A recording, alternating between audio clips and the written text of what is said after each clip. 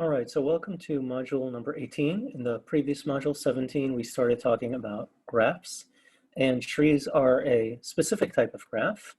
So first of all, let's build up to trees. A forest is an acyclic undirected graph. So acyclic, again, meaning no cycles, and undirected meaning that we don't have arrows that are pointing in a direction. Each of the edges is bidirectional.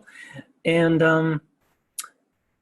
the different components here are going to be connected without cycles. So each of these different connected components is going to be a tree, and a forest is a union of trees. And a tree is a forest that is entirely connected. So in other words, you can imagine it as a forest with a single tree. Or another way to think about it is a forest is a union of trees. So before getting to more details and examples, you may want to ask yourself, are acyclic graphs any good? So they have advantages and disadvantages. So first of all, redundant edges in a road network, for example, or in a communication network, they could be costly. And because of that, acyclic graphs could be good, because if it's cyclic, then there may be redundancy, costly redundancy. It could also be that we might inadvertently be moving around in a cycle, which isn't good. On the other hand, the problem with an acyclic graph is that you lose robustness. If you have current connectivity and anything breaks, for example, in a communication network, any link in an acyclic graph breaks, that means that now a tree becomes a forest of two trees, and that's not good because now these two trees are disconnected from one another. So now let's talk about properties of trees. The following graph, G, with a set of vertices V and a set of edges E, for this graph, the following are all equivalent. First of all, G is a tree, all right? The second property, which is equivalent, is that if you have any two vertices V1 and V2, they're connected by a unique simple path. Simple, recall that a simple path means no cycles. And if it was not unique, then you would have V1 and you would have something messed up with my pen. You'd have some path to V2 and you would have another path to V2. And if there are two such paths, not unique, then there's a cycle. Recall that this is, we're talking about an acyclic, an undirected type of graph. Okay, so for an undirected type of graph, this would become a cycle. Now, why is that a tree? So we're saying that on the one hand, it's connected and it's also acyclic. So acyclic means a forest, and an unconnected forest is a tree. The third condition, so G is connected and removing any edge makes it disconnected. Okay, so that means that if we remove an edge, it's disconnected, and that really implies that not only was it connected, but there were no cycles. Because if there was a cycle, there may be another way around this. So that's how properties number 2 and 3, or conditions number 2 and 3, can be shown to be equivalent. And I'm not really giving a formal proof, I'm just trying to explain, provide intuition here.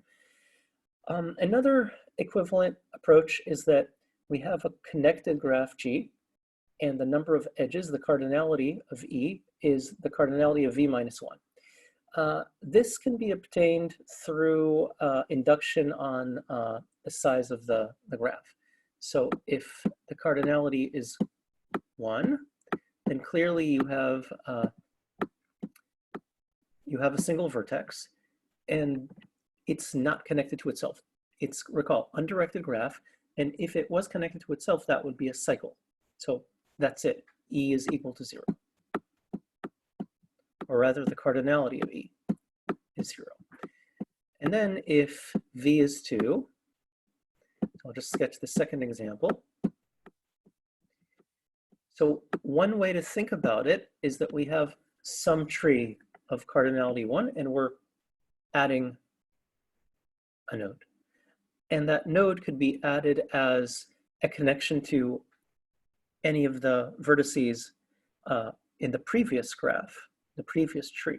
And in this case, this extra node, let's just do it in another color, in red. This extra node will now be added with this dashed red edge.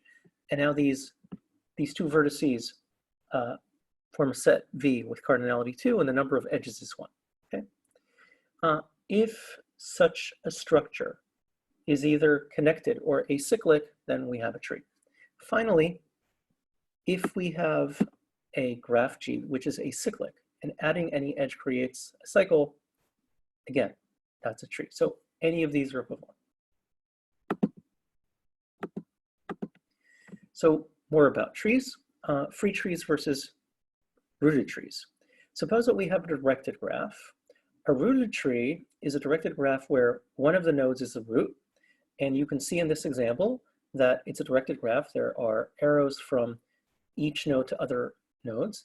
And from node number 2, we have arrows. We have edges to 7 and 5. From 7, we have edges to 2 and 6. From 6 to 5 and 11, and so on.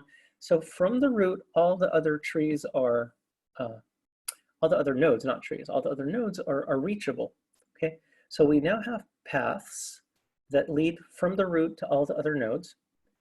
And earlier we were talking about undirected graphs, and that leads to the concept of a free tree. So a free tree is a tree on an undirected graph, and a rooted tree is a tree in a directed graph.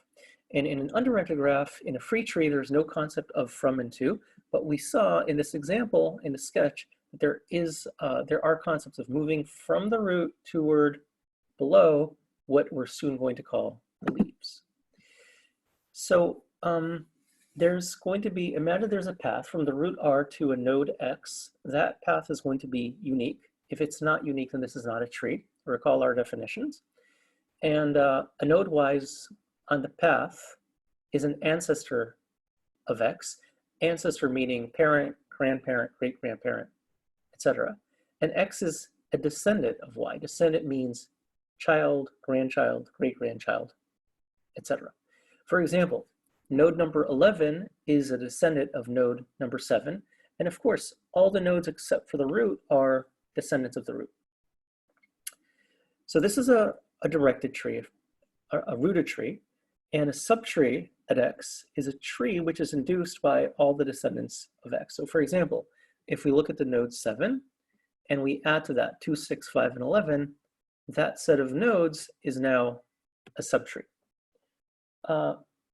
More definitions, the depth of the node X is the length of the path from R to X. So the depth of this node 7 that we just discussed is 1. And the height of the tree is the maximal depth. So at the lowest layer, we see 5, 11, and 4. And the paths from the root to these 3 different nodes, 5, 11, and 4, is 1, 2, 3. Similarly, from 2 to 7 to 6 to 11 is also 3 different edges. And from 2 to 4 through 5 and 9 is 3 different edges.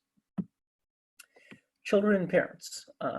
So consider X being a descendant of Y, and it's connected by a direct edge. So that would make X a child of Y in our tree, and Y is a parent of X in our tree. Now, in this sort of tree, we have the root, of course, and we have leaves.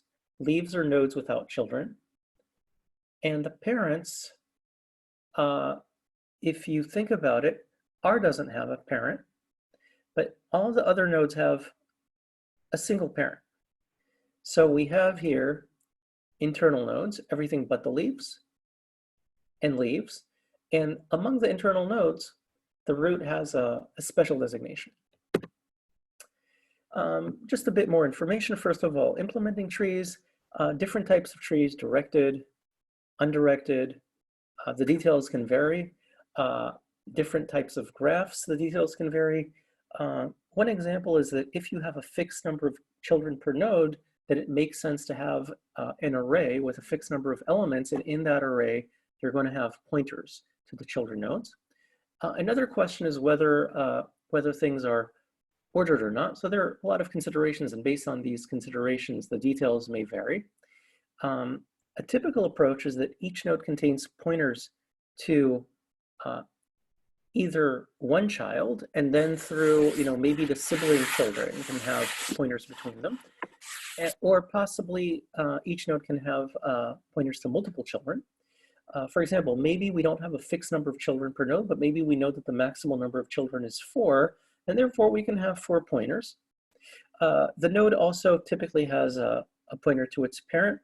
It might have pointers to its sibling nodes and various fields. For example, if the tree elements correspond to perhaps customers of a bank, then the various fields could be the account number, first name, last transaction, etc. And additionally, in a tree, there's going to be a pointer to the root, because from the root, you can reach all the other elements of the tree. And without that pointer, you don't know where to begin. Finally, an example, let's consider an undirected acyclic graph, GVE, with the number of vertices equal to 6 and the number of edges equal to 4. So we want to sketch a possible graph, and we're asking whether it's a tree. So first of all, let's immediately make the comment that for a tree, we've seen that the number of edges is equal to the number of vertices minus 1. Here, the number of edges is equal to 4. The number of vertices is equal to 6. And therefore, the property does not hold, and it's not a tree. Okay, so we understand that it's not a tree, but let's at least sketch it. So let's see, so we want 6 vertices, right? So vertex number 1, vertex number 2, vertex number 3, vertex 4, vertex 5, and finally the last vertex is going to be number 6. So we're told that it's undirected and there are no cycles, it's acyclic. Now I want to add 4 edges. So let's, we don't want cycles. So let's see, for some reason my sketching instrument went away. Okay, so now I can do it. 1 edge, 1 edge, 1 edge. So now I've added 3 edges, and I want 4 edges in total, and I want it to be acyclic. So for example, if I had another edge between 1 and 2, that would be cyclic. That's not allowed. But an edge between 1 and 5, nothing wrong with that. Now, so we've completed the exercise, but now I'd like to discuss, this is not a tree, right? Because we have 4 edges and we have 6 vertices. So it's not a tree, but it's acyclic, meaning that it's a forest.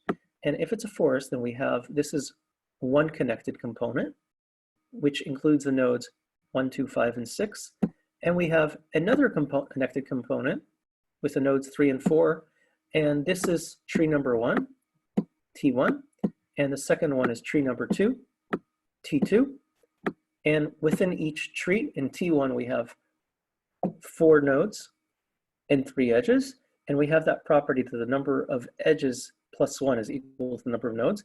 And in the second tree, T2, we have 2 nodes and 1 edge. And again, we have that property holding. So this illustrates that if the number of vertices is 2 more than the number of edges in an undirected graph, then we have a tree, or sorry, we have a forest with 2 trees. And on the other hand, if we had, let's say, that the number of vertices was equal to the number of edges plus k and acyclic, this would be, assuming that k is bigger than 1, we would have a forest with k trees. And in the example of k equal to 1, it would be a forest comprised of a single tree, which is itself a forest. So that's it for module number 18, and we'll continue next time.